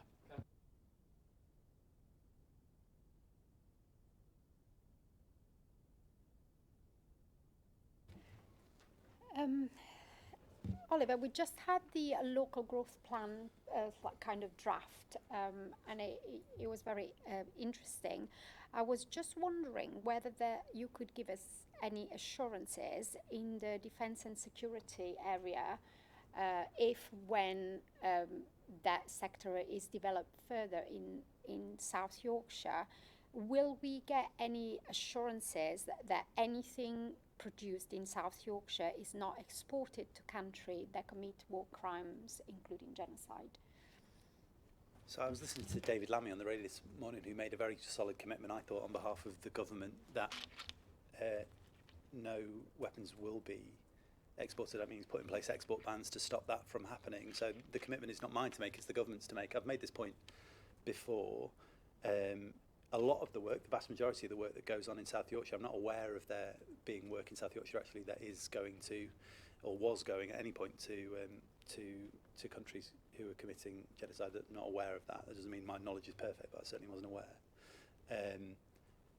But I am conscious that a lot of the work that goes on in South Yorkshire is destined for Ukraine, and I'm personally very supportive of our comrades and friends in Ukraine and the fight that they are taking on with a hugely aggressive and violent neighbour to their east in Russia, and they face unbelievable challenges which I would not wish upon my worst enemy, and we are here in South Yorkshire supporting them in that fight, and I am proud of that actually, and I think most people from South Yorkshire are proud of that, and I'm glad for their support.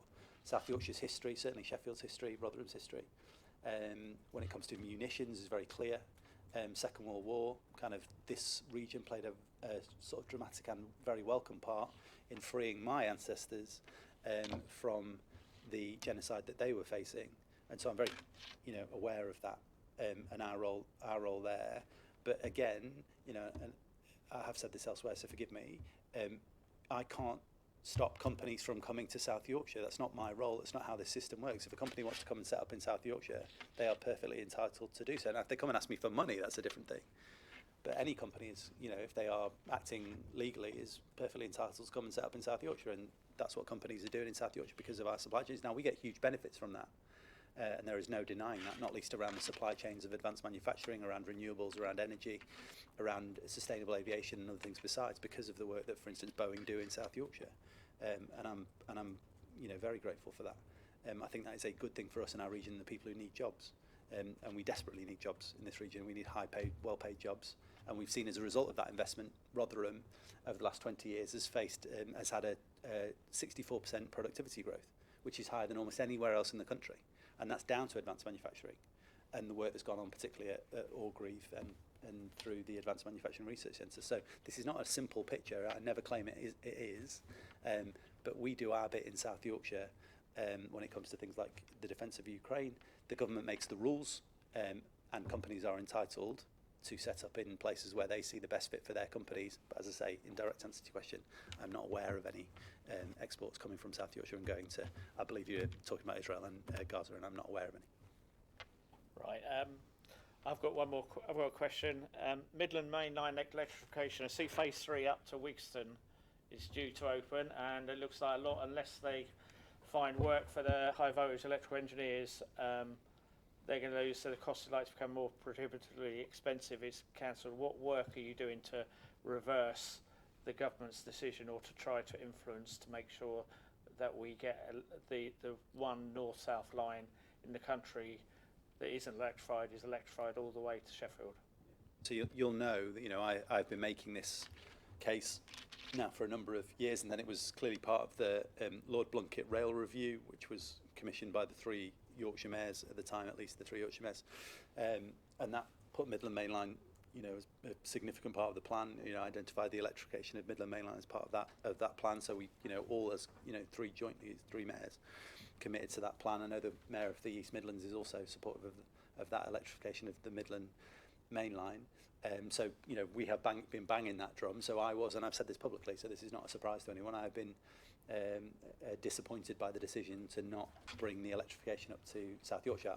Frankly, I was disappointed that it didn't start up here and work its way down, which is the way I think that these schemes should normally operate, and I would like to see schemes in future operate in that way. They start here and go down to London would seem like a better way of doing things to me. But I'm making that case still to the government, so to the Secretary of State for Transport, who I've written to in the wake of the announcement, to the Minister I spoke to on the day, Simon Lightwood, who I know are all good people making very difficult decisions, and all of these decisions are difficult. There's not enough money to go around. We all know that, the financial position that we're in as a country. But I would like to see the Midland Main Line electrified up to South Yorkshire, and I think it is important that we keep on fighting that fight, and I will keep on doing it. I've got Josh, and then I've got Hannah.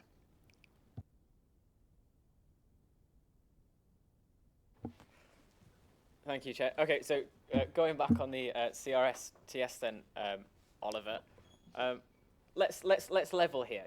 If we were in a world, if we were in a world where the government didn't change hands and the Conservatives stayed in power, that would have been funded. Doubt it, but yeah. Right. Okay. So where's Rachel got the money from? A magic money tree? No, Rachel's got the money from taking difficult decisions about how to fund infrastructure. So Rachel took decisions that the last government didn't, and as a result has been able to fund the schemes that were promised by the last government, but there was no money attached to. So it's difficult. I'm not saying it's been an easy thing for Rachel to get to that position. That's why I'm so grateful.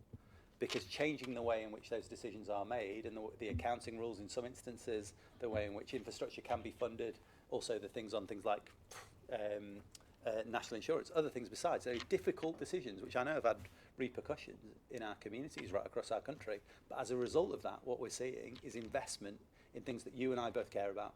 Things that were promised but were not delivered, things that were promised but had no funding attached to them. And I'm really grateful for that.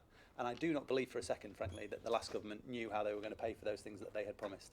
And I also think that, on past evidence, we would have faced a situation where they came back to us and told us, actually, I know we promised it, but we can't deliver it, a la HS2 to the East Coast, a la HS2 to the West Coast. That is what they did on those big rail infrastructure projects. Northern Powerhouse Rail, another example, where we didn't get what we were promised. We were told we were going to get it, people voted, and then the promises were gone back on. It's fundamentally different to how this government approached it. I've got Hannah now, and then I've got Angela if we've got time. Maybe we'll do round 3, Oliver, maybe. Thank you. I feel some of my constituents would be disappointed with me when we're talking about rail electrification if I didn't mention the long gone and much missed, fully electrified Woodhead line. Oliver, I'm sure you get as many emails about. I'm sure you get as many emails about that as I do.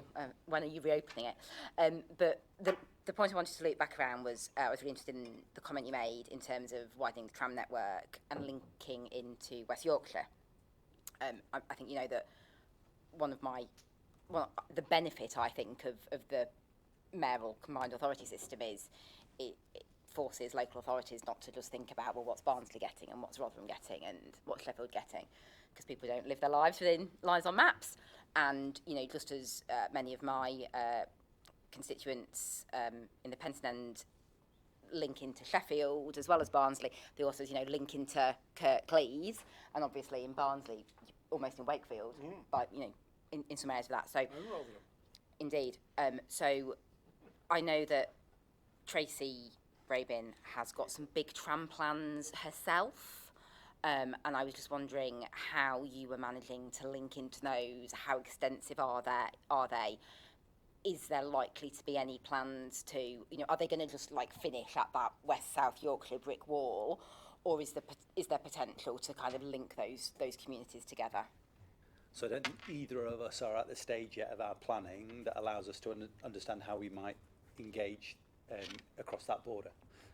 But it should not be off the table. Is absolutely right. Now again, I don't think that's necessarily a 5-year ambition or a 10-year ambition. Tracy clearly has said she wants spades in the ground by 2028. Which has got funding from government, significant funding from government to make that real, which is great. But we should absolutely be in a conversation about how do we make that network work for the whole of Yorkshire. Certainly for South and West Yorkshire, I think that would be a great thing if we could do that. But I don't want to set hairs running or speak for Tracy, because I shouldn't do that. But I know that Tracy's got huge ambitions when it comes to transport and trams. We certainly have huge ambitions too. And so, I think we should absolutely be in a space where we would be able to have those conversations as two mayors working for Yorkshire. And actually, the White Rose Rail Agreement gives us that opportunity. So there's no reason why over time that shouldn't be the case. Thank you. I've got 2 more questions. Are you able to take those? So I've got one from Angela, I've got one for Dave. Thank you. As you know, Oliver, Sheffield is a proud city of sanctuary, and I have asked you this question before, but it's a while ago, and I just want it on the public record. It's fantastic to hear that you've agreed to do the pilot in Barnsley about free transport for young people. And I was wondering whether you would look at providing free transport for asylum seekers in the first 6 months of their stay in the UK, because whatever people think, they are mostly placed outside city centres with less than £8 a week that they can, they can do anything on, and a bus ticket is £3. So if they have any appointment in the city centre to go to the Mulberry Clinic or to go to the Home Office for their appointment, they don't have the funds, and it isolates them completely from communities. So it's not like a free bus pass forever, but it's free bus pass in the first 6 months, because the first 6 months are fundamental for people to go to those appointments that are so crucial to their status in the UK and would make a real difference to some of the most vulnerable people in our society. And you know that you've said in principle you would agree to that, and I would just want to have the answer on record. I think I would say the same thing as I said last time, is that my priority is getting free travel for young people across South Yorkshire, and that will remain my priority, and that's not an easy thing to do in and of itself. There are other groups, frankly, that I think also, if I had a magic wand, would also deserve free travel, not least if you look at people, veterans in this community. We've got a load of veterans in South Yorkshire, very proudly.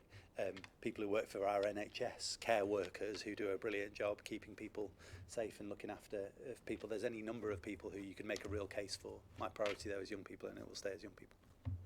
Thank you. And last but not least, Dave. Thank you, Oliver. Just thinking ahead, to be honest, we're in a very, very privileged position to be offered the money that you've been offered coming for this next year period. Just crossed my thoughts about after, beyond this next privileged period, do we have any idea at all what sort of the futures as regards income to support any structures that happen over the next 10 years, obviously, but beyond that funding that we're seeing over this next period, what's the long-term funding that we may, or do we have any idea what long-term funding may be for the next 20 years, for example, to follow on to this next privileged period we've received? It's an interesting question and not as straightforward as you might think, I'm afraid. So bear with me. Bear with me. So this what was called CRSTS2 settlement, now TCF settlement, is from round 2 is 2027-2032. So that's the 1.5 billion pounds. That comes on top of the 570 million pounds that we got for this current funding period. So clearly more than double from this government than we got from the last government for South Yorkshire, which, as I say, is a really good thing. That is largely capital, so we can spend it on building things, but we don't have that money as revenue to actually pay for like bus services to keep them on the road. So when you talk about kind of funding for things, it's probably important just to split those two out. We've also got, for instance, gain share settlement, which is our sort of devolution dividend of £30 million per year till, well, for 30 years from the signing of that, so 2017 to 2047. So that's also a thing we can use for some stuff, although there's another capital revenue split on that, 50-50 split on that as well, so that limits our ability to do that stuff there. And then at the same time, we're also moving into a situation where we will have a single settlement, so all of our funding being allocated to South Yorkshire in perpetuity, not all of it, 24 funds which will be combined, and we can move some of that money from capital to revenue, so that's another way of doing some of that. And then also at the same time, we are taking the buses back under public control. Obviously, we already have the tram network back under public control and ownership. And when we get into that position from 2027 onwards of that whole network being under public control, we will be able to move money from the from the non-subsidised areas, so places like Sheffield that have got profitable bus routes in the city centre. You can then potentially use the profits from that to fund less profitable, more rural routes in other parts of South Yorkshire, other parts of Sheffield as well. So that's a new system that will, I certainly hope, last more than 20 years.